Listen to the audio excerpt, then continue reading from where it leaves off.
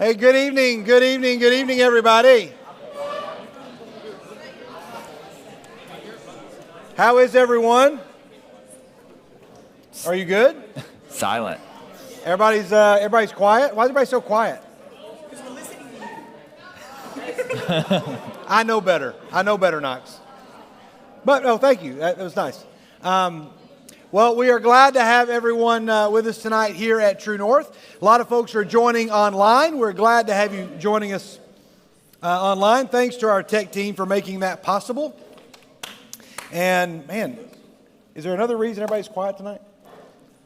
Maybe they're tired. So, hey, it's the week before fall break. I'm sure there's some midterms or something. It is the Wednesday before fall break for most of you. Everybody's tired. That's exciting news, right?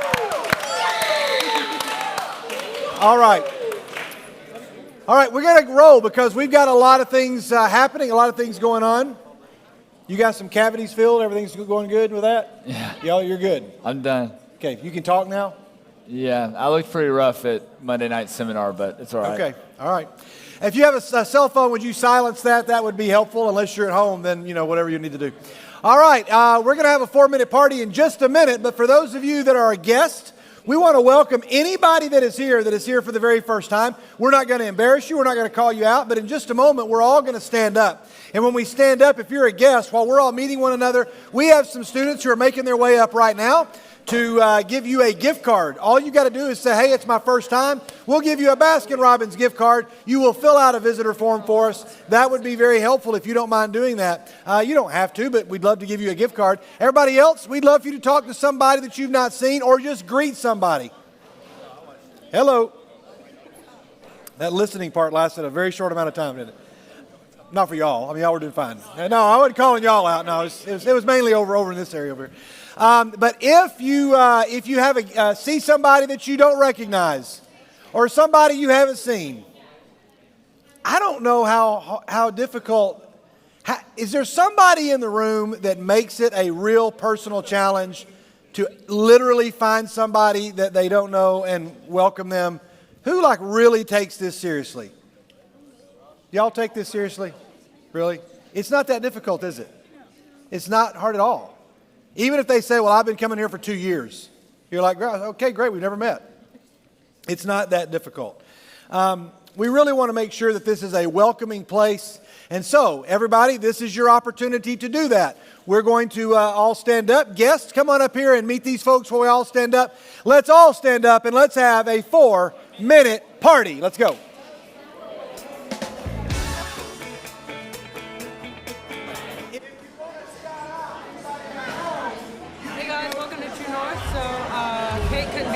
So I'm having joining me. So tonight we're going to have David Young come have a discussion with David Skidmore. We're continuing our series, and so tune in for that and sign up for our fall retreat. Have a good night. Bye.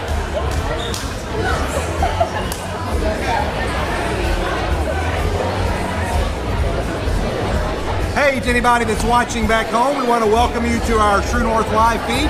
We'd love for you to find a way online to let us know where you are, who you are, and how you're watching, whether it's live or maybe it's after the fact. We're going to have David Young with us, our senior minister here at North Boulevard. He'll be with us tonight. We're excited. A lot of you may be watching at home because of that, and so we look forward to the conversation. Hope everybody's having a great week. We are not meeting next week for fall break. There will be no live feed next week for fall break, but we'll be back the following week. Have a great night. Bye. How do you all know that? Do you play a sport you run as well?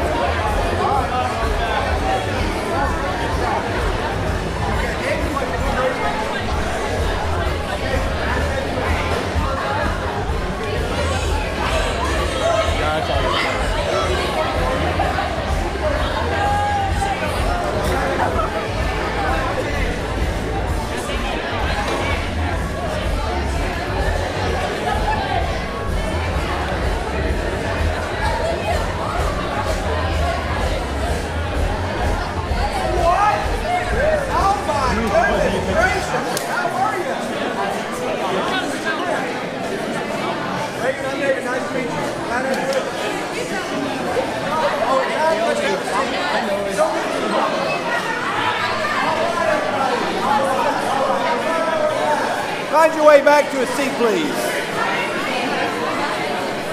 Let's find your way back to a seat, everybody. Thank you very much.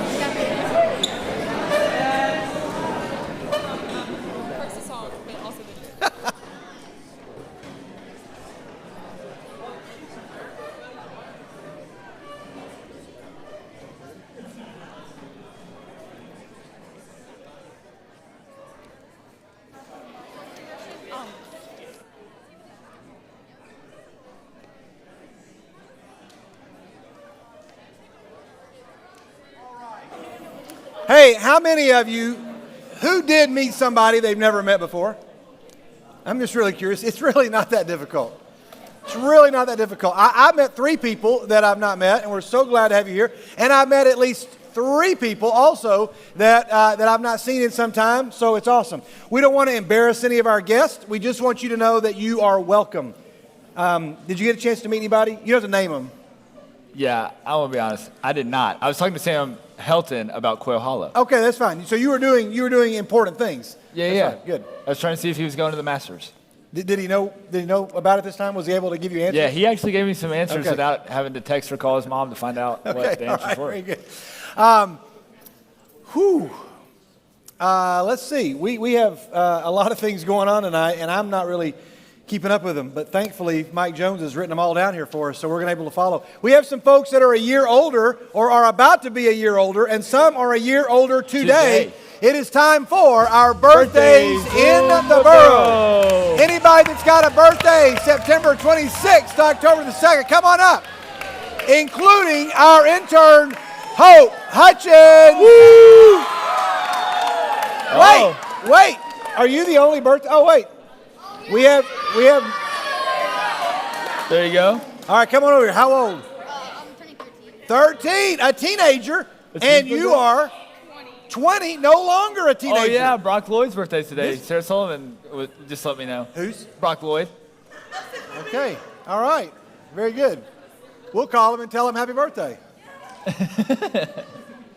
Is it really his birthday today? Yeah, I saw Todd post something on Facebook. Do we have time? Yeah, I mean, might as well. Might as well call Brock and tell him happy birthday. Maybe Sarah should be the one to I don't know if they'll speak pick up on first. this or not. This wasn't planned, by the way. Oh, let's get that mic right there. Shh, we're going to call Brock Lloyd. I doubt he's going to answer. But we'll just leave him on the line while we sing. So everybody get ready. I'm sorry, but the person you called has a voicemail box. Hey, just have Sarah, come leave him a voicemail. No, they have a voicemail that's not set up. Oh, typical teenager. All right, there you go. Well, we can't do that. Sorry. I'll text him and tell him you should have a birthday. Okay, we're going to sing happy birthday to these folks right here. The way we do it in the NBYG is with 3 simple words. And those words are, you're still cool. Hey, this. you dropped your pocket knife. I know this. What happened? Somebody dropped a pocket knife. I know this has got to be. Only in Tennessee. This looks like a Mario Kart. Mario Kart? Or a video game? Or Mario Kart? Wow. Yeah, Wow. please keep pulling that dress down. Wow. I just when you thought Brent Eldridge could not be topped. Yeah, here. Yeah, okay, let's not do that. Let's all, y'all Don't lean put in. a mic around him. Lean in here, lean in, and let's get a picture. We'll send that to Brent. He'll like it. Okay, and there you go. Okay. So is Wait, this I wanna Mario guess. Kart or just video games Donkey in general? Kong, Bowser, Mario Kart. Well, which one are you? The Toad. turtle? That's Toad. Oh, got it. Yeah. Oh, okay. I got Princess it. Peach. Oh, nice. Luigi. I don't know what's going on with you. That's a lot going on there. Okay. Why'd you let's shrug? just end this as quickly as possible. I just want to know what Ian calls it. This is going out over the, I don't know, which one are you? Okay. Which yeah, one? I don't know. Oh, yeah. Okay, the birthday boys are back. There we go. Thank you, birthday boys. Thank you very much. Yeah, good. Oh, you're going to sing with us. You're going to sing. All right, we're going to sing. Wow. Hey, anybody that's a guest that is visiting, we apologize. The birthday boys come out every week to celebrate birthdays, which is just what you all wanted for your birthday, wasn't it? All right, now we're going to sing happy birthday to these folks. The way we do it in the NBYG is with 3 simple words, and those words are, you're still cool, and it goes like this. Everybody say happy birthday. All right, hey, Hope, stay up here for a second. You just came and wanted to work here just so you could continue to come up here for your birthday. Is that right? Okay. Hey, we got something for Hope from all of us. We didn't all sign it. But it's from the NBYG for a great job. Thanks for all that you do for not just our girls, but for our ministry, for Miss Vicky, for Blake and myself. Happy birthday, Hope. Hope it's a fabulous one. Happy birthday, Hope. Hey, the Braves are up 1-0. Oh, nice. Yeah, Bill's supposed to be keeping me up. Is Bill Piercy in the room? He had to leave. Oh, well, it's 1-0. Yeah, for those keeping score at home. He's supposed to keep me with just a simple thumbs up. Oh, you're doing it. Okay, good. I missed that. Sorry, I had no idea he'd pass that on to you. Okay. Whew. It's time for Pictures of the Week, everybody. Pictures of the Week. Our first segment is called Someone Says Hey. Anybody want to guess what this segment is about? Yeah, someone that you know says hey. I had a long drive today just to take a picture of somebody who wanted to say hey to you, and there they are. All right, so Ross Wortman wants to say hello. It was a little awkward today when I went there and one of the students comes up that plays football for Coach Wortman, and he said, hey, do you know Coach Wortman? And I said, yes. I said, as a matter of fact, I'm marrying him in December. I said, correction, I'm officiating the ceremony. That's the way you say it. I'm performing the ceremony for he and one of our other former interns, Shelby Anderson. That wedding's going to be in December. And so Ross said to tell everybody hello. So there we go. All right, next segment is, busted. Oh. Yes. Don't worry. No traffic cones. No traffic cones. Y'all, I just found this funny. I realize that I'm significantly older than you. Things make me laugh that do not make you laugh. This just made me laugh right here. An Oak Hill community couple discovered a thief in their home Saturday after a man told a joke and heard a laugh upstairs. That was I want to know what the joke was. Must have been really good. They're like, hey, have you heard the one, blah, blah, blah. What was that? I don't know. Tell that joke again. The guy's like, nope, I'm not going to laugh a second time. They tell the joke again. No! And they busted him. He was like, oh, man, guys, as he's being taken out to the car, he's like, tell him the joke. I don't know what the joke is. All right. One of my favorite parts, though, of the newspaper, am I the only person in the room that reads the newspaper? How many, is there anybody in, me and Bill, good, okay. Is there anybody up here that looks at any part of the newspaper? Oh, cold? Okay, all right, we read. Sorry, my fault. You read the comics, you read, I worked the crossword puzzle, I'm not ashamed. All right, maybe a little ashamed, but not really. I love the corrections. Okay. When they have to make a correction. Oh, yeah. When they say something that they're like, oh, we messed up. Have you ever had to issue a correction? Probably. Yeah. Yeah. I did one time when I sent out an email. Am I allowed to tell this? I don't know. Well, I sent it to the whole youth group. This was about 10 years ago. I sent an email to the whole youth group. This is good. Saying, please come up. It was, y'all got to forgive me. But the only time I had to issue a massive correction, there's a bunch of lost and found. You guys know how y'all leave stuff at retreats. And I was a little perturbed. There was so much lost and found. If you have lost something, our lost and found is right back there. Yeah. So I was like, hey, everybody, there's too much lost and found. Then right below it, I was going to say, and come get your retreat shirt, because we also had people that forgot their retreat shirt. And I said in the article, it was pretty clear that I was a little upset. I was joking, but it was like, man, come on, there's so much junk here, all this stuff. You've got to come, all this lost and found. Please come get your retreat shirt. I left the R out of the word shirt. I'm sorry. There it is. All right, everybody. I'm getting choked up. I left the R out. And somebody, this is literally before the days of like major smartphones. Somebody called me and they said, you meant pick up retreat shirt. I said, yes. Is yours up here? They're like, I've got mine. But you may want to go back and revisit that email. And I did.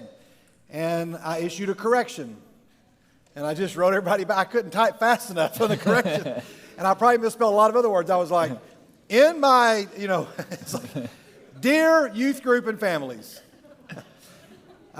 in my haste to get out the word that we needed you to pick up items left behind, I inadvertently made a egregious spelling error. Anyway, maybe I should have told that story. All that to say, my favorite are the corrections in the newspaper. Those are my favorites. Oh, that sounds official. All right, so here are some of my favorite corrections. I'm going to have to look, I can't read that far away. The Earth orbits the sun, not the moon. Just so you know, that was incorrect information appeared in that magazine. An earlier version of this article misidentified the number of years E.B. White wrote for The New Yorker. It was 5 decades, not centuries. Oops. Just so you know. Hey, I actually wrote E.B. White, who wrote... Charlotte's Web? Charlotte's Web. Wait, what did you say? What did he say? What did he say? I'm not going to know what he said. I didn't say anything. What did he say? What did you say? The Bible? Well, okay. He could have... The Bible by E.B. White. His version wasn't as popular, Knox, but anyway... So E.B. White. I wrote a letter to him when I was in school, and I wanted him to write a letter back to our class, and I got a letter back. I was so excited. I tore it open. It was like from the office of E.B. White, and they said, we got your letter. We're very appreciative. Unfortunately, Mr. White passed away 2 years ago, and so I wanted to write back and said, so I'm guessing no letter, but I didn't. I never got a letter. All right.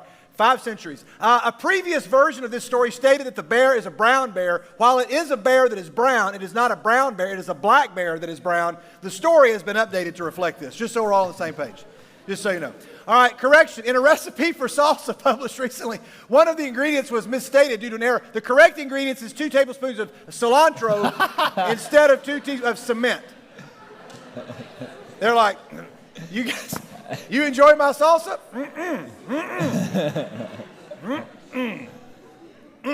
All right. Something is just, what is this? A flavor I can't nail it down. All right. Fields of watermelons found on Mars, police say. This sounds like the National Enquirer. This article was published in error. A mock article intended for a test of our system was inadvertently published. They're just like, I don't know, just put something down, Bill. Just write it down. Just put it down. And he's like, okay, fields of watermelons found on Mars. And then somehow I get sent out to the whole wide world.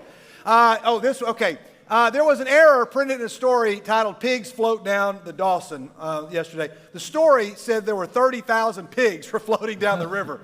The pig owner, what he actually said were 30 sows. Pigs. There were 30,000 pigs. It's an easy error. I mean, come on, retreat shirt. It's easily done. It's easily done. In the September profile of Chelsea Clinton, Waiting in the Wings by Jonathan Vandermeter, Dan Baer was mistakenly identified as an interior designer. He's not an interior designer. He's actually Deputy Assistant Secretary for the Bureau of Democracy, Human Rights, and Labor at the U.S. Department of State. Just make sure. But do you like our chair we have here? I don't know. Try the salsa. Because of a telephone transcription error, an article yesterday about Marcia Robinson Lowry, a lawyer and head of the Children's Rights Project, who is arguing a federal lawsuit, it included an erroneous description. The first sentence should have begun, attorney Marcia Robinson Lowry, not a tiny Marcia Robinson Lowry. Then they put she's 5'7". Like, why do we need to mention that? She's not tiny. She's not tiny. Yeah, I mean, that's not tiny. She's like a normal height. A tiny. All right. Due to a typing error, Saturday story on local artist John Henninger mistakenly reported that Henninger's bandmate Eric Lyde was on drugs. The story should have read that he was on drums. Oh, well. The Sentinel regrets this error. You never know. Yeah, you think that's bad? Boy. I mean, his friends are like, I read an article in the paper. Yeah, what if they had drums? They had an intervention for him the next day. That's right. It was on drums. Oh, his mom. But it gets worse. In yesterday's paper, in Chris Earle's jazz album column, we incorrectly referred to Don Rendell as a terrorist when it clearly should have been tenorist. We apologize for the offense. Like, we're having a tenorist attack. Okay. That's bad. All right, let's keep going. Last week's story on the Kelly Senior Center, the building was mistakenly mentioned as having been a Nike shoe factory during the 1940s. The center was actually a Nike missile site. Yeah, just blow it up. That's what it means. All right. Error. I love how they have to hyphenate error. We mistakenly gave you, make sure you know this, guys, the wrong dates for the July fly-in at the Arlington Airport. The correct dates for this annual event are July 5th through the 9th, not July 5th to the 9th, as was reported. We regret any problems this misinformation may have caused. Make sure you got that right, guys. 5th through the 9th? Nope. It is the 5th through the 9th. Okay. They get better. The Ottawa Citizen wishes to apologize for our apology to Mark Stein. In correcting the incorrect statements about Mr. Stein published October 15th, we incorrectly published the incorrect correction. We accept and regret that our original regrets were unacceptable, and we apologize to Mr. They just don't proofread. What happened here? What? Who? I don't even know. But it gets even better, guys. The jumble puzzle, which appeared on page D1 of Thursday's edition, actually was the puzzle scheduled to appear today. The jumble originally scheduled to appear Thursday, as well as the answers to Wednesday's puzzle, are on page E1 today. The answers to the puzzle published today appeared Thursday, and the answers to the puzzle published Thursday will appear Saturday. Just so we're clear. So who's on first? Yeah, that's right. I don't even know what's going on there. And then, of course, a headline on an item in the Inquirer bulletin incorrectly stated stolen groceries. It should have read homicide. Oh my. Just so there's, you know. Oh my. All right. Readers may have noticed that the Valley News misspelled its own name on yesterday's front page. Given that we routinely call on other institutions to hold themselves accountable for their mistakes, let us say, for the record, we sure feel silly, which is something like what I said in my email that day. All right, so, you know, when you make a mistake, the point of this is just own up to it. And there we go. Those, I had a good time looking through those. Oh. It's now time for baby Sam Chapman. What picture will we show this week? This is a good one. This is a good one. I like this one. This is a classic pose that pretty much every family has, I'm guessing. Maybe every family has the classic pedestal pick. Here we go. Oh, yeah. He looks like a lawyer. He's like a tiny he's a tiny attorney, Sam Chapman.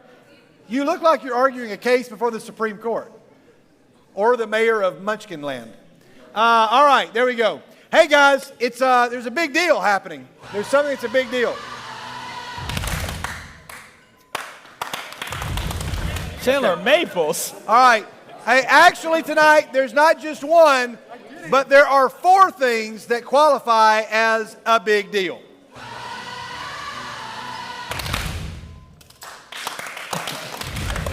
All right. Never going to get it right. The first one is we have some district champions in the house. Where's Addison and Anna Clay? Where are y'all? Stand up. They're not here? She's not here? Well, you should tell her. Here they are. You guys, your record this year was what? 57-1, and they're the district champs. There they are. That right there. Yeah, go ahead. Oh, that was over 3 years. That's a long season. Over 3 years. So you only lost one game in 3 years? 57-1. Is your coach Nick Saban? I'd love to see Nick Saban coaching Anna Clay and Addison. I'm sure that would go over really well with Anna Clay. All right, so congratulations. Do you all go on anything else, or is it done? Okay, your season is done, and then you'll be playing in high school next year. Okay, very good. Well, Addison, that right there, that is a big deal. Oh. I was thinking of anything but that word. All right. Let's see, what's next? We have this one right here. Hey, everybody. Ian Qualls is now an Eagle Scout. Your ceremony is pending, right? Coming up. But that's not an easy thing to accomplish. And he just finished that, and congratulations. Any idea when your ceremony is going to be? Okay, all right.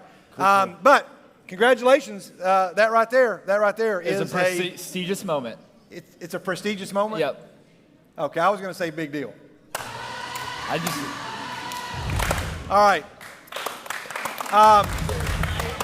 We have two more. Yeah, we've got a lot. Two more. We have, hey guys, so how many of you have been to one of our Christmas parties for Journeys in Community Living? Raise your hand. Let me pause for just a minute. Serious comment. It really is one of the coolest things that I think we get to do. And I really mean that. 4 years ago, 2017, the first night we did that, I was very nervous. I had no idea that you all were going to rise to the occasion. I just didn't know. You all do great with children. I just didn't know how intimidated you would be by adults with special needs. And you knocked it out of the park. It was such a blessing. And those residents want to keep coming back. And they came back in 18, and in 19, and 20, we did the drive-by. Lord willing, this year in December, we're going to try to do some version of our party in this room. That's the plan. Our plan is also to do a toy drive, either the way we did it last year or the way we've done it in the past with a party in this room. That is our plan. Keep praying for that. But we were very excited. For several years, some of us have gone to the fundraising meal for this because many of our members are on the board. Those that you would know that are here in the room, Stacy Boyle and Trish Waldron are on the board, and they are a part of the Journeys in Community Living team. And they informed us that they had some special news for you all. Stacy, you want to come on up? Yeah.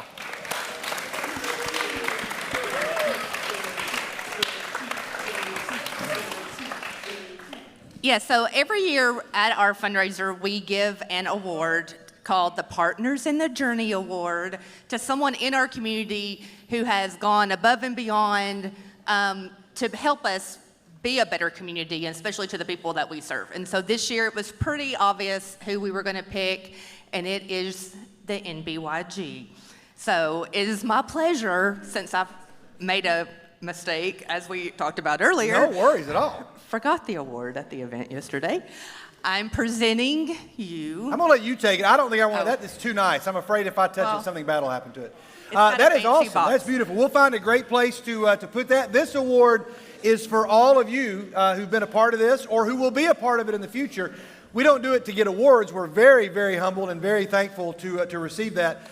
Our reward is what happens in this room in December, and we hope that you make it a point to be here. It is really incredible, and this is just a reminder of what an awesome opportunity that is. So. Yes, so thank you. I mean, and it is. I mean, even our residents remember the 12 days of Christmas. They get excited, and of course, the MBYG loves to dance. The adults at Journeys love to dance, and it's just a special moment. I shared a story yesterday that some of you will remember because it's one of the most meaningful ones, and I think it's worth sharing here. They asked me to just share one story as we got up and got the awards. Some of you were able to get out of school and come to the luncheon yesterday and be there to receive that. We were doing the Cupid Shuffle because these folks love to dance, and some of you will remember, I believe it was Wesley Sandlin. I think he was the one. We were doing the Cupid Shuffle, and there was a guy that was sitting off to the side, didn't want to do it, and they were like, "Come on, come on." He said, "No, I'm blind. I can't do all that." And Wesley was like, "Hey, I'll help you." And Wesley got him up, and he put his feet on Wesley's feet, put the guy's feet. He stood on his feet, and he wrapped around and put his hands there. This was a grown man, and Wesley stands behind him and just kind of moves his hands and does the whole Cupid Shuffle. They were doing the kicking and the shuffling and all that. It was incredible, and everybody in the room was so touched by that. And somebody summed it up. I don't remember who said this, but afterwards they said, "So that's what it means to literally be the hands and feet of Jesus." For somebody who is blind. It was unreal. And so many of you did stuff like that. And the real reward is what you'll experience in December.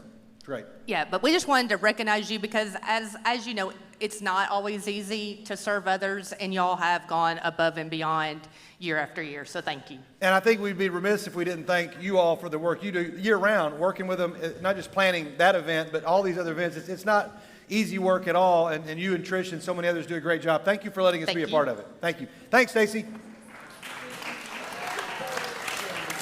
All right. Well, that's three down. There's one more. Big deal. All right. never going to watch that movie the same way again. Hey, the others have been great. This one is really important and is one that continues to need our prayers, but we do want to celebrate at least a milestone. This is a picture of the Rigsbys with Slade. Abby is out of the hospital. She is home. She is healing, has a lot of recovery to do. Slade, this is the first time I think she got to be with Slade since her wreck. And so I can't imagine a child that young not being able to be with his mom. And the smiles in that picture say it all. And then this is the first time that Abby got to hold baby Zeke, which is with their permission that I show you these pictures, by the way. This is the first time that she got to hold baby Zeke, who is still recovering from some trauma to the brain. And the report that we got today, without going into a lot of detail, we'll let them share the specifics. There are some very serious continued requests for prayer for what's going on, because there's still a lot of uncertainties with the results that came out today. And you could probably go on Russell's Facebook page or Abby's, and they'll update you on these things. So I'm going to ask Blake, if you'll just take a moment and let's just say a prayer for Zeke, especially, and certainly Abby, Russell, and Slade. But as we celebrate these things that are important in the lives of our students, people that have won things or accomplished things or being honored for things, the biggest of these is someone who wasn't likely to live a week ago and is still alive. And all four of them are alive, and we praise God for that. And so would you just join us as Blake leads us in a prayer for the Rigsbys, please? God, I just thank you for tonight, and God, we praise you for being able to come to you on the behalf of the Rigsby family and on the behalf of Zeke. And God, I just pray that years down the road we will remember this moment, and we will get to see the miracles that you will work in their lives and in Zeke's life. And God, I just pray that you continue to be with the doctors and everyone that is working with the Rigsby family at Vanderbilt. And God, I just pray that whatever trauma, whatever injuries that are to any of the Rigsbys, whether physically or emotionally, God, that you walk them through that you comfort them through that, and that you'll heal them through all of this. God, may we look back on this as a reason for your existence and a reason to say that you are a creator who loves us and is always working in our lives. And God, we believe in miracles, and we trust that you will continue to work them in the lives of the Rigsby family. And it's in the name of Jesus I pray. Amen. Amen. Thanks. I want to give you this challenge, so listen carefully. For the next indefinite period of time, anytime you see something that begins with the letter Z, or somebody's name that begins with the letter Z, or a word, I know it's not going to happen a lot or every day, but when you see something, or a word that contains the letter Z, when you see something spelled involving the letter Z, would you just pause for a moment and say, oh, time out, and then just say, God, heal Zeke. And if your friends are with you, and they're like, what are you doing? I'm praying for one of my friends has a baby named Zeke, and you can explain the story, or you can just say, I'm praying for Zeke. And they'll say, you want to pray with me? And you can lead a prayer with them. Anytime you see a Z in anything, you got it? If you got it, say got it. Got it. So let's do that. If you see something with a Z, would you send a picture to us, and we'll send that on to Russell and Abby, and I'll let them know tonight that this is a challenge that we're going to do. And if you see something throughout the week, just go, hey, look, here I am, and we're praying for Zeke. I think that'd be a great way to encourage them. So, all right, we want to move on now to something certainly a little bit lighter, and one that's going to be a challenge for you. And we're going to give you, here's the prize. It's a big prize. Well, let me give you the challenge first. It's time for our 2021 Fall Break Happy Face Challenge. For a chance. Okay, all right. For a chance to win 50. Whoa. Yeah. But not just 50 NBYG bucks. You only win this prize if you go on the fall retreat. We will reimburse $50 back to you. Whoa. All right? We'll reimburse $50 to the winner. Okay? We will give a second place prize, but there's not a guy winner and a girl winner. There's only one winner, or a family winner. We'll give you $50 if multiple people are in it. But you can only submit one picture One picture per person. This is not, I'm going to enter 30 times. You pick the best one that you want to enter into the contest. Okay? You can send us a lot if you want, but you got to say, this is the one I want to go in there, and $50 to go back. But you have to go on the retreat. If you win and don't go on the retreat, sorry, you don't get the 50 NBYG bucks. They're only to reimburse the cost of your retreat. If you got it, say got it. If you say, well, I don't remember how to do this, I'll just show you something we had a couple of years ago. This is from 2019. What an awesome picture, because we rejoice that Mandy is out of the hospital. She's doing great, but that was a great picture she sent. Here are some of these. Some of you have just grown up since then. This is amazing to see some of these pictures here. Here are all the happy face pics that we got in, not all of them, but several of them we got in 2019. Oh, wow. That was great. Look at that. That's great. All right. These are awesome. These are awesome pics. So that was nice. That was a great one. The slide, zip line. That's the word I'm looking for. All right. Very good. Wow. Ashley with a shark. Okay. Seth with his basketball team, and of course we all remember Seth's friend there on the end. He was very excited. He really got into it. He looked like he just got arrested for stealing groceries. All right, that was the original Winnie the Pooh characters. That was wow. Cool. This is a great statue there. Nice, good job. That was good job, Haley. That was good. This is is Alex here tonight? Alex is his the one hair night he's has not grown. here. Wow, yeah, Alex. Fantastic. Alex was actually in school. That's why he sent that one. Yeah. He was homeschooled and he did not have fall break going on right then. Can we fast forward? Yeah, fast they're forward. holding up the Fast number forward. of runs the Cardinals scored in the first inning of that ball game. Here is, Abby and AJ, good job. That's a nice one. These are great. A lot of Disney ones. All right, these are fun. That was a good one there. Garrison. I don't know what's going on behind Garrison there. Captain Marvel is. I don't know what's going on. This is great. He's really impressed to be that close to a tree. You know who's not impressed? That girl that's standing back there behind him. Both of them. She is not impressed. Yeah. Oh, that must be her mom. I don't know. They are not having fun at Disney. These are great. Sam. It's nice.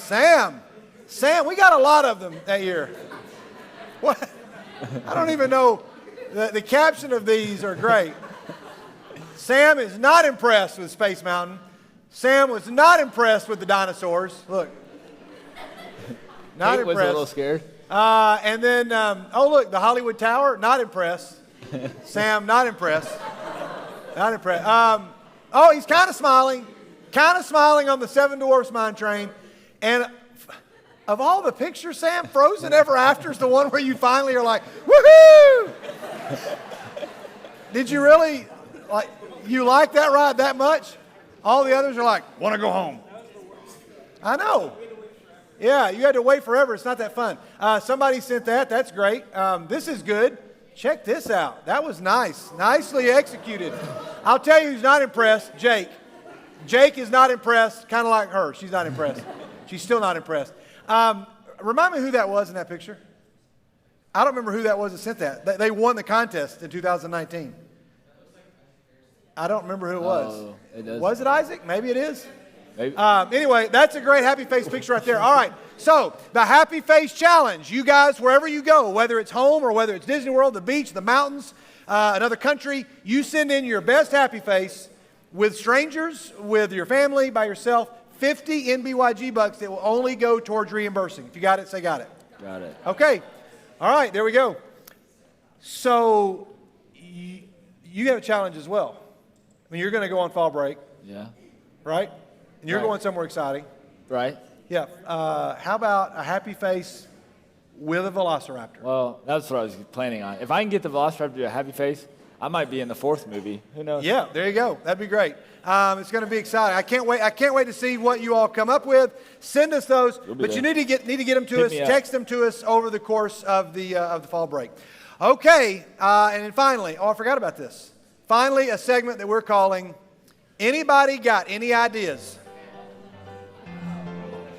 I just like this music. Oh, for a second I thought it was The Office. and I So, got really you what? excited. For a second it sounded like The Office. Like Yeah, the first it little- does. All right, so some of you don't know William Cavatayo. William Cavatayo does a lot of the video work, a lot of the online work, a lot of the website work. He works with he's Megan amazing. Lamb. He works with Mike. William may say 5 words a year. but he's a great guy. William's got a son named Luca. Luca says 5 words every second. Luca Cavataio is a celebrity, and we hope to get him here at some point. You're going to love Luca. But Luca was drawing a picture. His teacher sent this to William and said, just wanted you to send this. And he sent it to me, and I said, oh, well, what is this? So here it is. He's drawing a picture. I've turned it over. My favorite pizza, and they have to label their favorite pizza. My favorite pizza is eyeball, and that was the picture I got. And I said, well, wait a minute. What, William, what's the rest? And he said, I don't know yet. The teacher sent this picture. I got to pick him up at school. This picture came to me like at 10 o'clock in the morning all day long. I was like, what is it? What do you think it is? And he was like, I don't know, guess. So I sent it to all kinds of friends. And I was like, guess, what do you think it is? And I got all kinds of answers. We're going to take, I'll give, if there's anybody that guesses it, I'll give you 25 MBYG bucks. I'm pretty certain I could offer 125 MBYG bucks because nobody's going to guess it. But I will take like 3 guesses from over here and 3 guesses from over here. 1, 2, 3. I saw your hands first. And I saw 1, 2, 3, 4. I saw you. Okay, we'll do 4 over here. Real quick. His favorite pizza is eyeball and Doritos. No, that was one of the guesses of my friends, but no. Sardines. No, I said one more person over here. Okay, Doritos. Toenails. Okay, good guess. Over here. Okay, shark fins. Pineapple. Teeth. Okay, I said shark teeth. That's wrong. Over here. Somebody raise your hand. Yeah. Fingers. No. Ugh. No, I was expecting Molly to come up with a really good one there. That was good though. Fingers is good. Anybody else? Oh, you had Doritos. Anybody else? Yeah. Nose? Oh, okay, good guess. No. It is, here's the way it went down. I said, all day long, William, do we know? And he said, no. Finally, he said, well, it's kind of a letdown. I said, like what? He said, it wasn't a letdown. Luca comes in and he said, well, what was your pizza? He said, eyeball pizza? They're like, yeah, what was the other one? He goes, oh, it wasn't anything big. It was just spikes of jelly. Spikes of jelly? Eyeball and spikes of jelly. So I want to call Domino's. Hey, I'd like an eyeball and spikes of jelly pizza, please, and get that over here pretty quick. There we go. Okay. That's awesome. That was a long pictures of the week, but it was fun. It was at least fun for us. Okay, there you go. So now we're very excited. We're very, very excited. Fall break is exciting enough, but after fall break, we have the fall retreat is right around the corner, everybody. What are the dates of the fall retreat, Blake? October 15th through the 17th. Okay, and then give us the other vital information we need. You can pay $65 until October the 3rd. That is this coming Sunday. We've extended the early bird deadline to Sunday. This coming Sunday. And after that, it'll be $75. Okay. So save a buck. One person is going to win $50 back towards reimbursing that if you submit a happy face pic.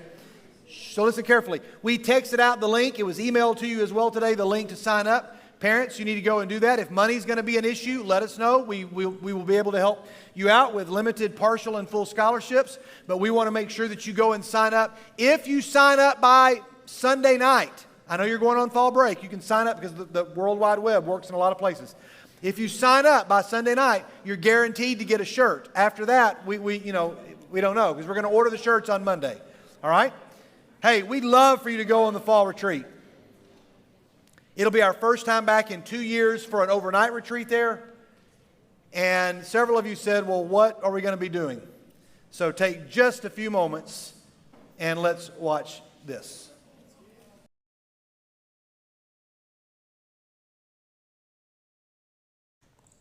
All right, there you go.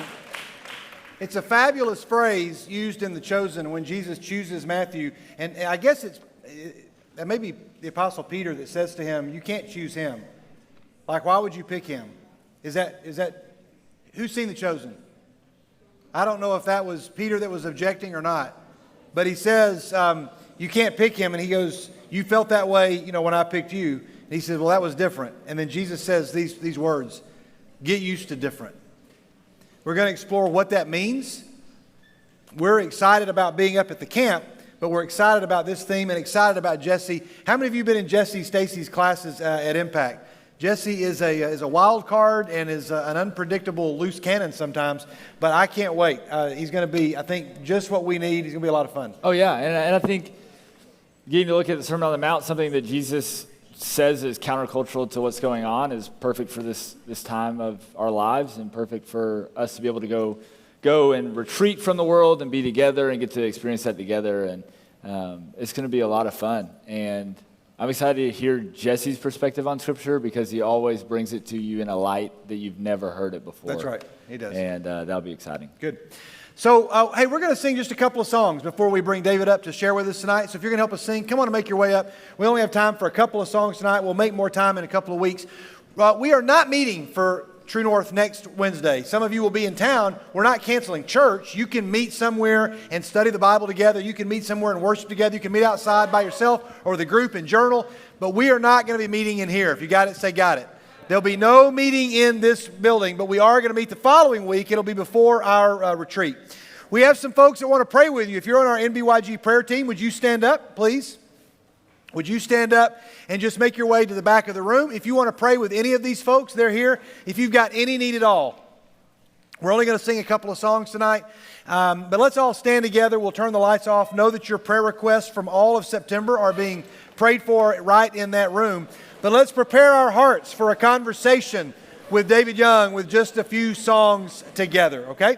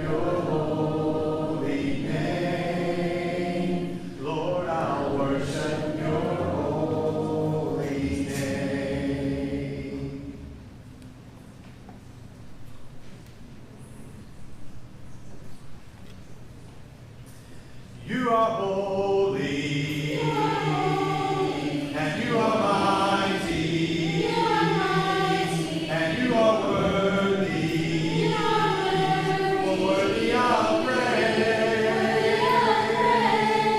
I will follow, and I will listen. I will love you all of my days, and I will sing and worship your name. Is worthy. I will love Him, adore Him. I will bow down before Him. I will sing to and worship the King who is worthy, and I will love Him, adore Him. I will bow down before Him. You're my Prince of Peace, and I will live my life for you. Lord, you're my Prince of Peace, and I will live my life for you. Let's do one more. Let's do 132. 132. Had it not been the Lord who was on our side, had it not been the Lord who was on our side, the anger of the enemy would have swallowed us alive. Had it not been the Lord who was on our side, blessed be the Lord.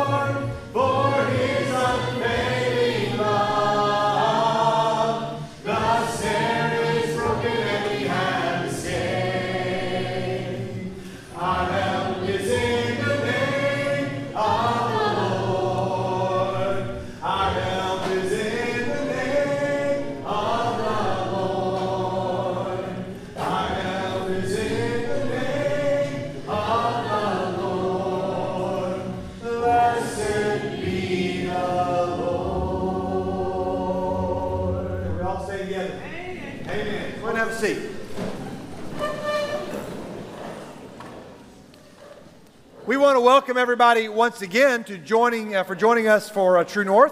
Those of you that are just now getting to us online or may have skipped ahead to this part, we're glad to have you with us.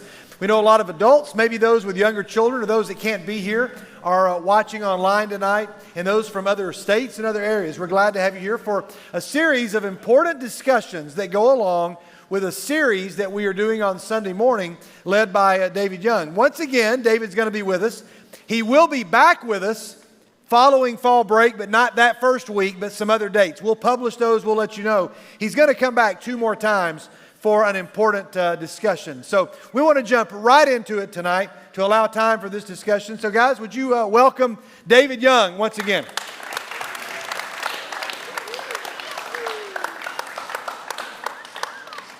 And I feel sorely underdressed, David. Have you done this on purpose to just to show me up? You look like you're coming from somewhere important. Well, actually, I am. I was part of a appointment of a judge today, so they had me do a little part of the program. I was at the courthouse. There were 14 judges, and they're appointing Trey McFarland as a judge. So I was kind of the religious guy there. Anyway, and I look over. 6 of those judges are members of North Boulevard. How about that? So y'all better behave because the judge is watching. Yeah. Hey, y'all had something happen pretty special yesterday. We did? Yeah. Yes, the North Boulevard Youth Group had received an award. You may not know that. Yeah, we did. But it was placed in your hands. That's right. It was presented officially to us this evening, earlier. I didn't know if that's what you were referring to. Oh, yeah. Which is pretty cool, isn't it? Yeah, these students have done a tremendous job the past 4 years for Journeys in Community Living, and it's a really cool thing. So we're excited. Congratulations! That's a big deal. That's cool. That's y'all. Yeah. Oh no, he said. Give yourself a round of applause. No, don't play it. Yeah, good. You used the magic phrase. You said it's a big deal, and then all. I'm not supposed to say that. No, well, yeah. All confusion normally breaks out when those words are said, but only at the beginning. It's a long story, David. You understand. You're right. So, okay, for those of you that may be guests and with us, this is a little different format than what we normally use, but David Young is our senior minister, and he's doing a series right now. David, tell us the name of the series. Am I putting you on the spot? The first word is invincible. Yes, invincible. And the rest of it is something nice. Like living faithfully in a faithless world. Age, faithless world. Okay, very good. That's right. All right. He does a better job at preaching it than he does remembering the title of it. So we started this conversation last week, and I don't have a lot of questions that teens have sent in, but I've made a list of questions that I think that some might be asking. If I were in your shoes. Now, I don't want to pretend to speak for you. Obviously, I'm not your age and I'm not a teenager, but I've spent a lot of time with you, so I kind of know some questions that you might have. These are serious discussions that we're having and about some things that are really important. And so I want to begin with this question, David, because you have begun each of the sermons with kind of a list of things that are happening in the world.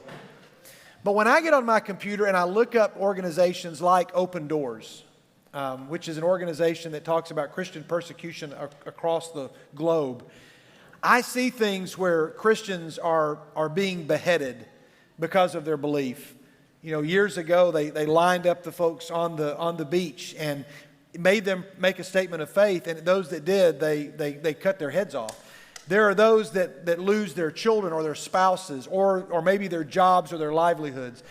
When we look at the world and see the Christian persecution of those that some in Muslim countries that would profess faith, they get kicked out of their families where they're practically dead to their families. The list goes on and on. I might be tempted to say, you know what, come on. We're in America, we don't have it that bad. Like there just isn't persecution, of Christians, and I'm not arguing this position, so it kind of playing devil's advocate. It sounds a little whiny to say that, oh my goodness, look at how bad we have it. Now I know that's, at least in my heart, I don't think that's the case, but I would imagine that's a conversation that some are having. How do you respond to that? The first thing is I've not used the word persecution when talking about American Christians. If you look up the definition of the word persecution, it just includes hostility, so it's not a bad word, but for the reasons you mentioned, it seems to me that the word persecution should be reserved for cases that are far more extreme than anything we're facing in the U.S. The word that I would use is that there's a growing hostility towards Christian principles in the U.S. And if I were a teenager, I probably wouldn't have seen that. It's not your fault, but you don't have years and years and years to see the progression of it. Those, like you and I who've been here a while, what we realize is that 10 years ago, you could openly say something, and now if you say it, you lose your job.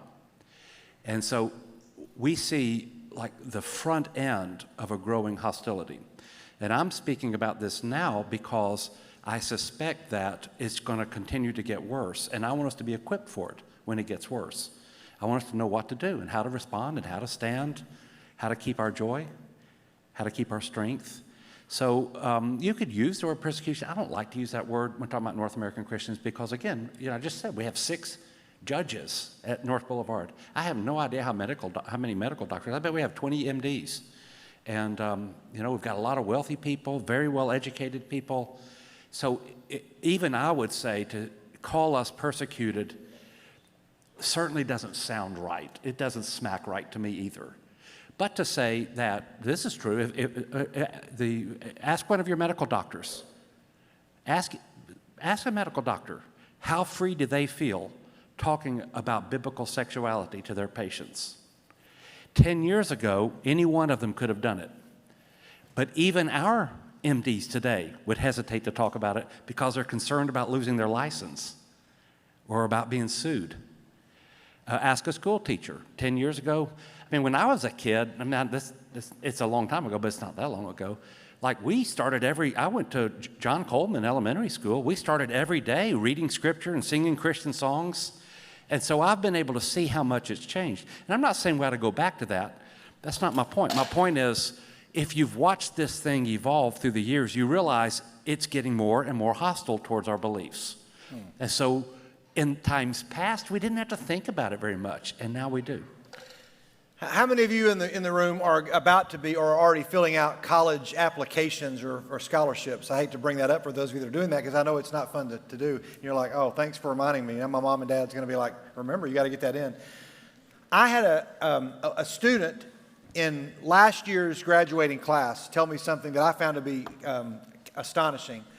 So, for example, when you're filling out a resume, you want that resume to put you in the best light possible. So, Ian just got his Eagle Scout. We congratulated him earlier. And he's going to put that on his resume. And I was told when I was a junior in high school, put that on there because, that statement alone is going to put your resume in a stack that's like, okay, we're going to weed some people out, but because we have an Eagle Scout, that says something about him. Not everything about him, but it says something about him. So we're going to put that one over here. You may not get the job or the scholarship, but it's going to say something about you. Others of you, there's other things that all of you are capable of doing that would do that. And some of you may put a statement of faith or a Bible verse or a philosophy of life. There was a school counselor that told me this past year that, we're having to tell students not to put, mission trips and Bible verses on their resumes because so many of the elite schools, as soon as they see a Bible verse or an affiliation with a church or a mission trip that's associated with a religious organization, specifically a Christian religious organization, they're going to take those and they're going to move those down to the bottom of the stack. I had a hard time believing that. I asked somebody else and they said, if they're looking for people and they go on your Twitter profile and they see a Bible verse or something like that, they may be like, okay, this isn't the person that we're looking for. That seems to me to be almost a 180 from before, where if I'm looking for somebody, when we're looking to hire interns or people to come and work with us or counselors for impact, we're looking at social media. They're looking at your social media and they're going, okay, this is the kind of person that we want. There's not a question so much in that, but just kind of take that and what's your reaction to that when somebody tells you that's what's going on in the world for those that are about to go to college? Well, it shows, again, that there's a hostility towards Christian belief. Not everybody has it. It's not near as bad as what it is in a Muslim country or in a number of Marxist countries where there's an open hostility. So, for example, in North Korea, if you're discovered with a Bible, a typical punishment for being discovered just having a Bible is that you and every member of your family gets a life sentence, hard labor in prison. So that's a Marxist country, and that's how they respond. In a Muslim country, it depends on kind of Muslim countries grow in their Islamic law, and then they kind of shy away. But it's not uncommon, for example, in a place like Pakistan, if you're a Muslim and you convert to Christianity, that's a capital offense. So you can be put to death for that. And it's happened. The Pakistan government is hesitant to allow it because they know how bad it looks. But in the culture, it happens pretty regularly.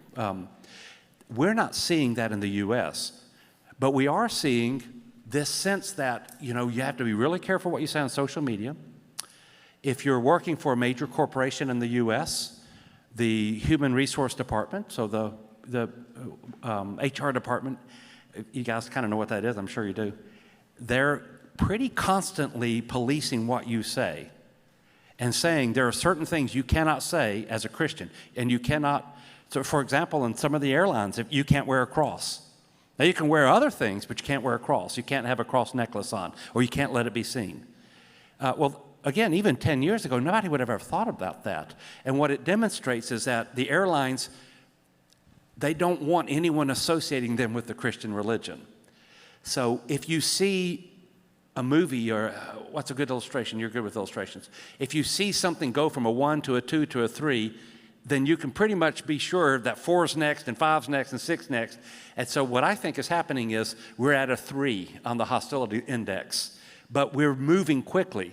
So what we want to do is decide, again, once and for all, I've decided to follow Jesus. I don't care what the world does. I'm committed to doing what Jesus teaches, lovingly, graciously, but I'm not going to back down from that. So that's what we're trying to talk about. I didn't really experience this a lot in my life growing up, and some of you I've told at least one of these stories to. When I was in graduate school, so I was a little bit older than most of the older students in the room, but I went to Ukraine to teach English using the Bible through a program called Let's Start Talking. And we met on Sundays with the church. Our students met with us throughout the week that were not Christians. They were learning English by using the Gospel of Luke. Well, the church was there, and we met in a veterinarian hospital.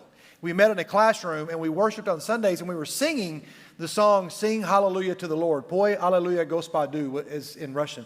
We were singing it very, very, very slowly. Very quietly. Poi Alleluia Gospodu. And I thought it was dramatic, and I thought we were going to build up and get really excited. And it never got louder than that. And I was like, singing at church this morning was, kind of lame. And they're like, what do you mean? I said, we got to sing louder. And they said, oh, no, we can't sing louder.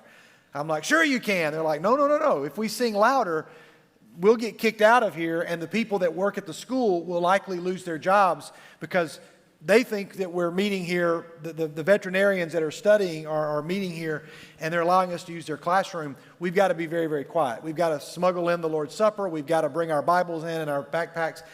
And it was the first time I was a little embarrassed because I'd made it to 23 or 24 years of age and had never experienced anything like that.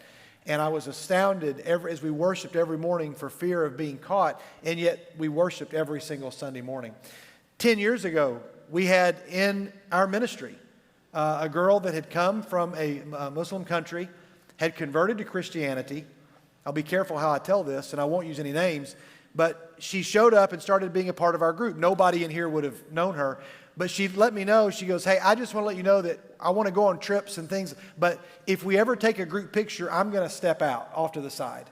I don't want you to think I'm being rude, but if this picture goes online and somebody from my family sees it, somebody will come over and they will hurt me. And I said, what would they do? And she began to describe what they would do, and it was... I don't feel, good even in this audience to repeat what she said would likely happen to her if somebody saw that she was a part of a Christian group, but she said, I've come to love Jesus so much that I want to be here. I just can't be in pictures. I'll go on your retreats, I'll go on things, but just, don't get me up as a volunteer or things like that. I wasn't even able to share that story then because we just wanted to be able for her to keep a low profile. She says, I'm not ashamed of Jesus, but I want to continue to be able to share him with as many people as possible. And I was astounded. I just wasn't expecting that. And even then, I'd been here for 5 or 6 years or so, 10 years, and it was like, how have I missed this? So I want you to, I've got some other questions that I want to wait on, but there may be a point that you said, okay, I've been wanting to say this to teens, or maybe there's a question that you want to ask yourself and answer, because we thought it was good for you to be in here with our students, just to kind of be a bridge for what's going on Sunday mornings, because I can imagine, again, students saying, I don't know that I want to listen to that. Like, I don't want to hear that. And maybe it's because I just don't want to know what's going on in the world, so just keep my world safe, or I don't agree, or I think I know what he's going to say and I'm probably not going to like it. What kind of feedback are you getting? And is it making you feel more committed to what you're talking about? Or do you understand the question? I've left it kind of wide open, and I know I've left it as a confusing question. Generally positive responses. I'll say a couple of things. One thing is that for a lot of us, life goes on as normal, and we're not really facing a lot of hostility. And so for those of you who are in that situation, my guess is that, this is kind of just a whole lot of puffery, and, it'll all end one day, and who cares? Which I hope it does. So I hope you're right. And then maybe for some of you, you're like seeing this or you're sensing it, but you don't know what to do. So I want to help you. I want to help you know what to do. There are probably some in any church, including North Boulevard, who they're not really bothered by the harassment because they're kind of mad at the church anyway. And so it's an odd thing to me that people will get mad at their own church and kind of hope their own church gets bullied or harassed. That's kind of sad to me. As in, we deserve it. We deserve the mistreatment. So I hope that's not you. I hope you're not one of those who just feels like, well, if I had to pick between, people who sexually are disobedient to Scripture or my church, I'm going to go with the people who are disobedient to Scripture because I'm mad at my church. That's actually a betrayal of Jesus at the end of the day. That's a betrayal. And if you don't follow Jesus, if you're not baptized, then I'd like to win you over to Jesus. But if you made the decision to follow Jesus and you were baptized, you said no to all of that. I mean, that was what your baptism meant. Your baptism meant those days are over. From this point forward, if Jesus says it, then I'm going to do it. And if this is the ethic he lays down, then that's the ethic I'm going to live by. So that's what we meant in our baptism. And so I want to help you be faithful to that commitment that you made in your baptism. And again, it depends on where you are as to how difficult it is. So, I think here in Tennessee, it's not that big of a deal. I don't know that a lot of us are facing what I would call open hostility. But you have, these stories, valedictorians at schools. You go online, you can find 100 examples of valedictorians who were told by their school, you can speak on anything you want to except your Christian faith. So why would the Christian faith be accepted? Why is it that you can speak about anything as valedictorian, but you can't mention Jesus? That's a form of discrimination. It's viewpoint discrimination. It's actually illegal. But the reason the school does it is because they kind of have a low view of Christians, and they don't want to hear you talk about it. You can talk about your favorite team. You can talk about social justice issues. You can talk about politics. I mean, you can talk about garbage if you want to, but you can't talk about Jesus.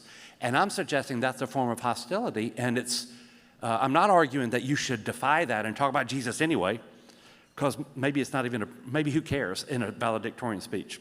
I got bad news for you. Nobody remembers your valedictorian speech. You probably won't remember it either. But I will say this, we need to understand that if they're stopping you from doing a valedictorian speech today, they'll be stopping you from talking to someone tomorrow. That whenever people feel that they have that kind of power, they'll use it. So that's what I meant when I said we see a 1, then a 2, a 3, and we know that 4 is coming next. So you've probably heard this said, and I don't know who to attribute the quote to, but somebody once said there are 2 reasons why somebody does not become a Christian. Number one, they've never met any Christians. And number two, they've met a few Christians.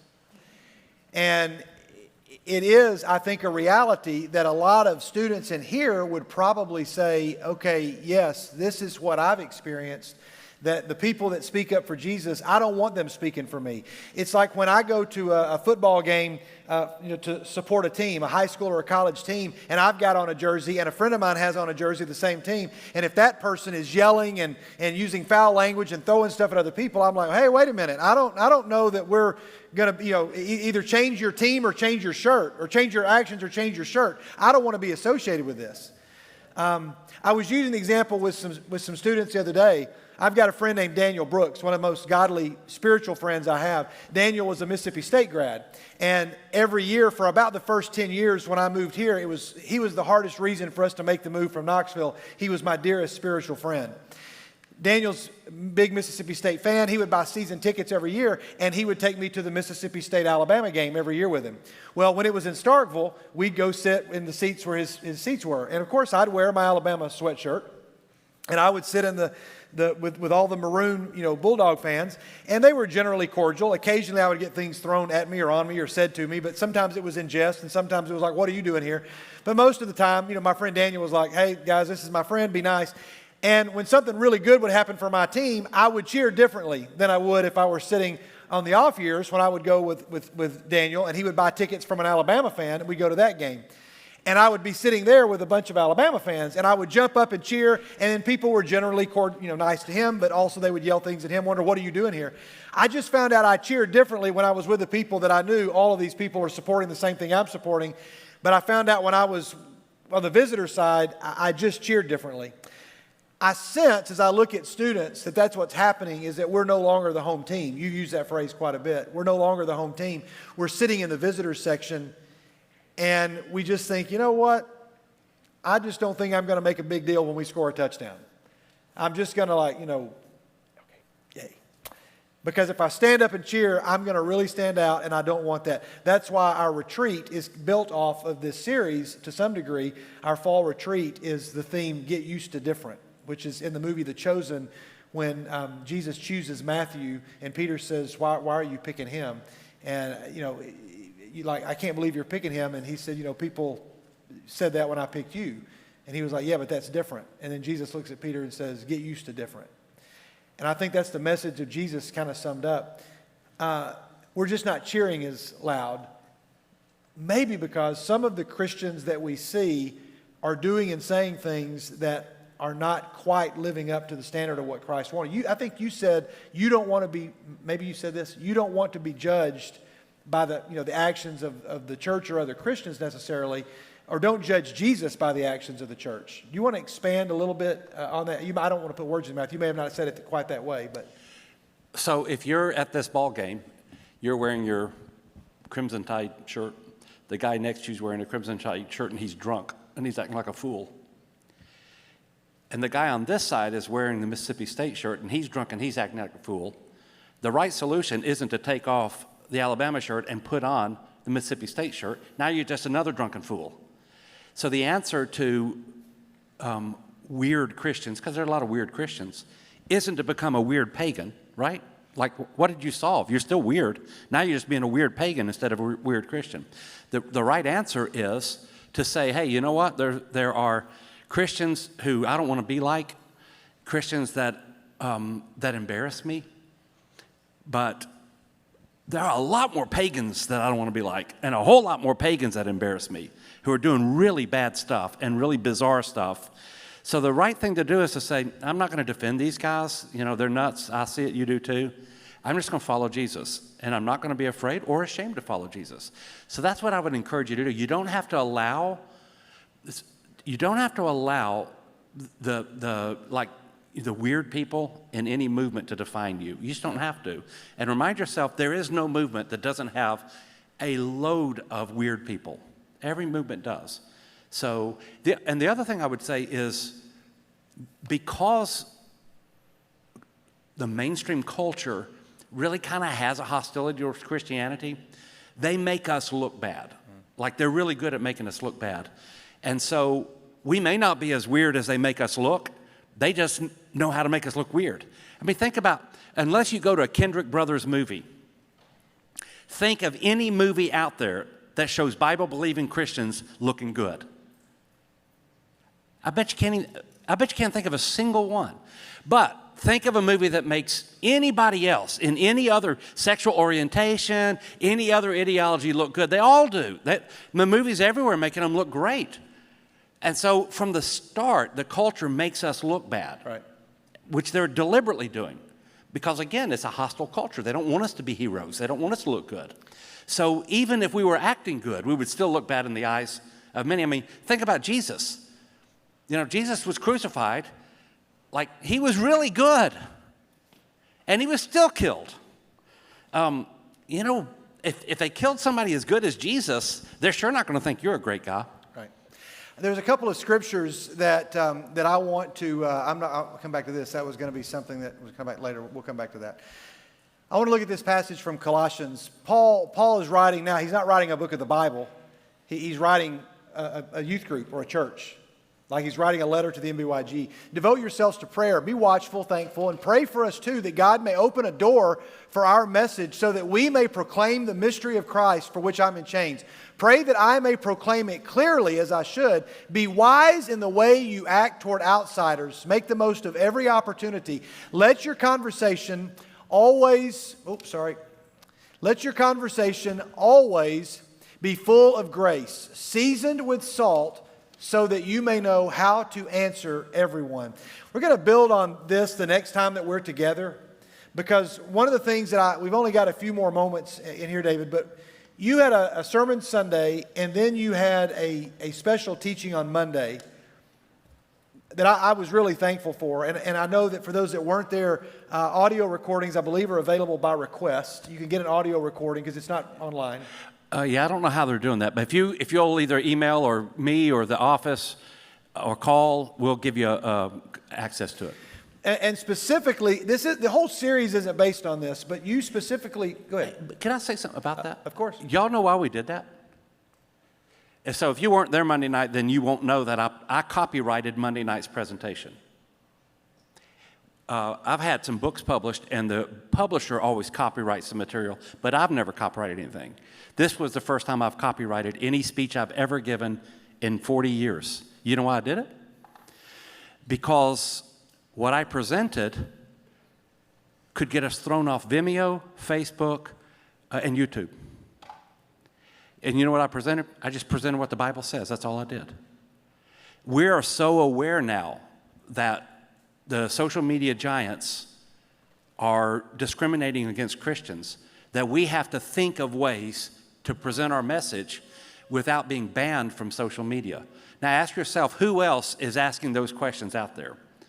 I mean, we're the only ones who have to think about that. Nobody else does. Anyone else can get up and present any message they want to. And, you know, they're not being censored. It's only Christians who have to worry about this. So we actually had to do it not on a Sunday. We didn't put it online. We had to password protect it, and all so that we didn't lose our Vimeo account or our Facebook account. I'm not suggesting we'll always do it that way. I'm only suggesting at this point I wanted a chance to get the message out and not get us booted off social media. Again, the very fact that we have to ask that question tells you we're in a hostile society. A church in my hometown where I grew up, that happened to. The preacher preached a sermon on the sanctity of biblical marriage as being between one man and one woman in a lifetime commitment. That violated somebody reported it. It violated the terms. They were kicked off of YouTube. I don't know about Vimeo, but they were certainly kicked off of YouTube because of what they ruled as hate speech. That was a church in my hometown. They can no longer broadcast their services, and I was astounded by that. Specifically, Sunday morning and Monday night, we're talking about issues of biblical sexuality.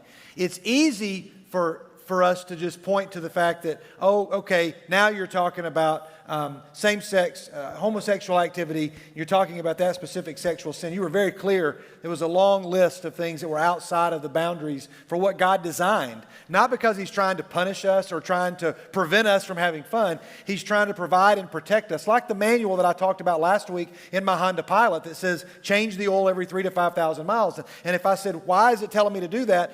Because the owner, the one who made the car, says, I can tell you how this is going to flourish. I want to set up what's going to happen in a couple of weeks when we meet because we're out of time. But when I read that in a recent study done by a Christian organization that 1 out of 6 students in America, 13 to 19, 1 out of 6 identify as LGBTQ in America. 1 out of 6. I found that to be an astounding, astonishing number. 1 out of 60 certainly wouldn't have surprised me. 1 out of 16 might not have surprised me, but 1 out of 6 shocked me. And we don't have time to dive into that tonight, but you and I have had this conversation, and we will talk about it coming up in a couple of weeks when we get together. I sense that as I have worked with students who have openly shared some of those issues and struggles with me, that for most of them, it is because they so desperately want a community and they want to be affirmed, and that the minute that they say, this is who I am, they immediately have a culture that embraces them and affirms them in a way that maybe the church has not done so. You talked about that a little bit the other night, that community, there's something about the way that they embrace those who share those struggles or that about themselves that make that very, very appealing. That 1 out of 6 number was astonishing. I've been working through a book that I'm rereading, written by Sean McDowell. You mentioned Sean McDowell. You quoted him Monday night or maybe Sunday morning. Sean McDowell wrote a book that's called Sex, Love, and Relationships in a Confused Culture. It's called Chasing Love. From the back of the book, he says, the music we listen to, the movies we watch, they're all telling us to keep chasing love and that we'll finally be happy when we find it. But is love really all we need? Sean McDowell invites readers into Jesus' radical upside-down approach to love. And in doing so, he'll answer some of the toughest questions that we're asking. How does Jesus speak to those who are single? What does the gospel say about LGBTQ issues? Can sexual sin in my life truly be forgiven? How far is too far in my relationship with my significant other? Those questions are explored in this book, and it's done in a very, very biblical way. I have a lot of respect for Sean McDowell's teachings. You can find a lot of his talks online. I'd point any of you to that or to this book if you want to read that. But you're not going to be with us next week. We're on fall break. The week after that, we're going to be together without you, and I think you're coming back maybe the following week. I could be wrong about that. But you're going to be back. And I just want to go ahead and set up. I'd like for you to just be able to answer some questions that I've gotten. I'm curious to know the questions you got Monday that you didn't have time to answer. Some you may have chosen not to answer, but there's probably some that you thought, I would love to have answered these. No, actually, I just took them in order. So, right. But I still have quite a few that I didn't get to, but I didn't pass any up. Okay, and I would love to maybe sit down and talk with you about those, because the one thing that I hear more often from students, and the conversation that I have a lot, is worded kind of like this, and we have to wrap up. We're not going to answer this question tonight. But it's, Skid, I've got a really good friend who has come out to me as either being same-sex attracted or they just have said they identify as gay. And they feel as though they're being given a choice of affirming and celebrating this fact about themselves, about their friend, or themselves, or being a hateful bigot. And they're like, which one am I supposed to pick? Like, I feel like those are my only two choices. I walk students through the fact that those are not the two choices that are in fact presented to them. But it's really challenging when you have somebody that you love and you care about, and you see the way they're treated by other people. And you did a great job at walking through that on Monday night. So I'm going to have to point you to get that audio. I think all of you, 7th grade to 12th grade, are mature enough to handle the discussion that was had. But next time that we come, this entire series has not been about sexuality. And I'm thankful for that, because it's been about a lot of issues about standing strong. But when you come back in a couple of weeks, I would like for us to at least devote one night to talking about how do we talk about that, because my guess is every person in this room is directly affected by it in their own life or in the life of somebody that they love. And it was about 8, 9, 10 years ago when a student sat across from me in my office and said, I am same-sex attracted. And I said, okay, let's keep talking. They said, no, did you hear what I said? And I said, I heard what you said. And they said, well, are you sure? I said, yeah, I heard. What's? And they said, well, I just thought you would tell me that I was no longer welcome at True North. They thought that was going to be my reaction to them. We had a long conversation and walked through that for several years together. And it's one of the more common struggles that our students are dealing with, and it's one of the more common areas where I think we as Christians are being attacked for trying to take a stand on what God says. The maker in the manual says this is how we were designed, but how do we lovingly treat someone, like this verse says, in conversations that are seasoned with salt? How do we answer our friends? Can we talk about that in a couple of weeks when we get back together? That's a really good thing to talk about. Absolutely, yeah. So you may have specific questions on that. If you do, I want you to write those down. You can do it anonymously. You can leave them in my door. You can give them to Blake, put them in his door. You can mail them to us anonymously. You can text them from a friend's anonymous number, however you want to do it. Or you can write your name. We're not going to share names. But I would really like to know the questions that you're asking in the way that you would word them. Because we want to talk about this in a sensitive way, but in a way that is real. And so feel free to write whatever you want. You can put it in an envelope and leave it. There's a tray here to put payments in. And it'll make its way to us. And we're not going to know who wrote it. But we really want to try to approach some of these questions. And I look forward to having that conversation. So our time is out tonight. And like always, it goes way too fast. We're going to look forward to doing that. Guys, we want you to have an awesome time on fall break.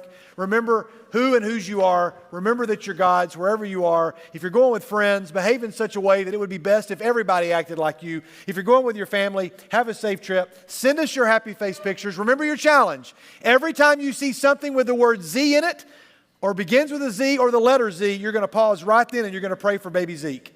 Anytime you see the letter Z. So I pray you see lots of Z's over the next several weeks. Let's continue to do that. God bless you guys. Have a great fall break. We'll see you in 2 weeks. Have a great night, guys. Take care.